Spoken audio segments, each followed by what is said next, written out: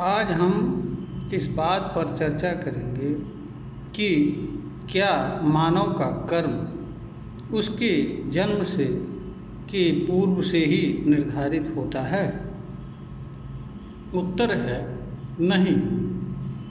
इसका कारण यह है कि अनंत में जितनी भी चीज़ें सृजित होती हैं, निर्मित होती हैं या जन्म लेती हैं, उन सभी चीज़ों का कर्म उनके सृजन, निर्माण एवं जन्म से शुरू होता है। यह नियम मानव पर भी लागू होता है, क्योंकि मानव भी अनंत का हिस्सा होता है।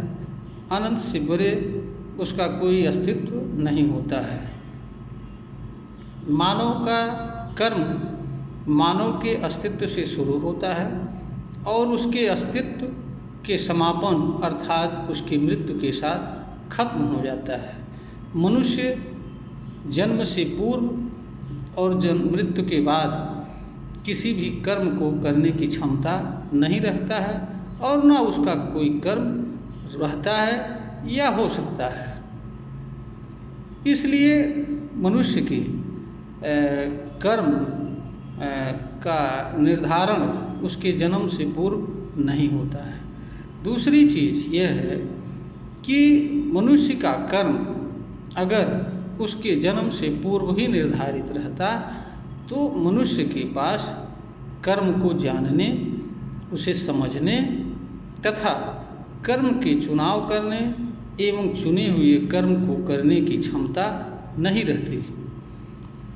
इस तरह की क्षमता का होना मानव के पास यह बताता है कि मनुष्य के कर्म का निर्धारण उसके जन्म के पूर्व से नहीं हुआ रहता है, बल्कि इस धरती पर जो भी मनुष्य जन्म लेता है एवं जीवन जीता है, उसमें से हर मनुष्य को अपने द्वारा किए जाने वाले कर्म को या जो भी कर्म अन्य मनुष्य द्वारा किए गए हैं या किए जा रहे हैं या किए जा सकते हैं, उन सभी कर्मों को जानने एवं समझने तथा उनमें से किसी भी कर्म का चुनाव करने एवं उसे करने के लिए मनुष्य स्वतंत्र होता है।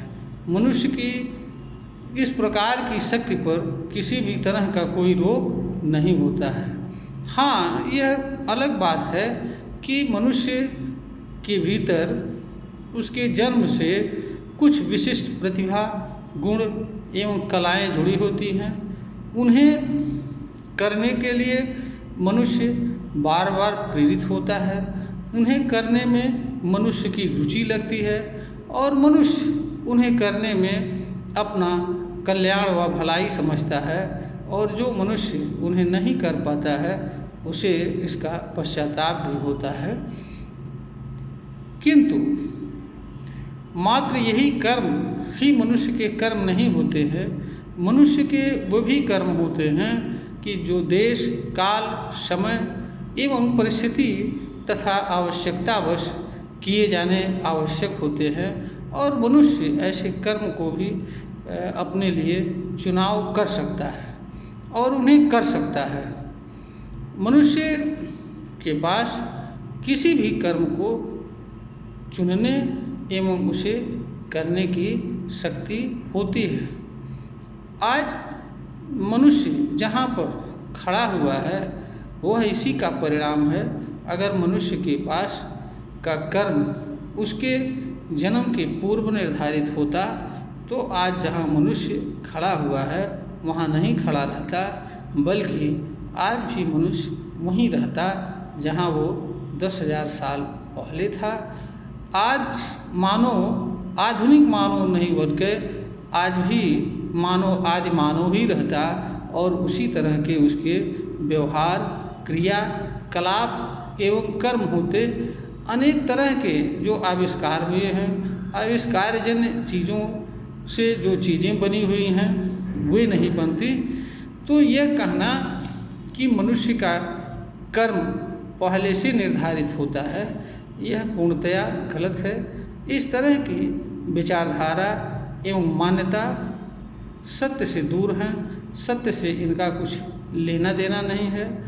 ऐसी विचारधाराओं को मानना अज्ञान है और ऐसी विचारधाराओं को मानने से मनुष्य एक प्रकार से अंधकारमय जीवन जीता है और मनुष्य उन कर्मों को करने से वंचित हो जाता है जिन्हें कर करके वह समाज में या स्वयं के लिए संतुष्टि का कारक बन सकता है, जिससे समाज में अपनी अलग पहचान बना सकता है, कुछ दूसरों के लिए कर सकता है।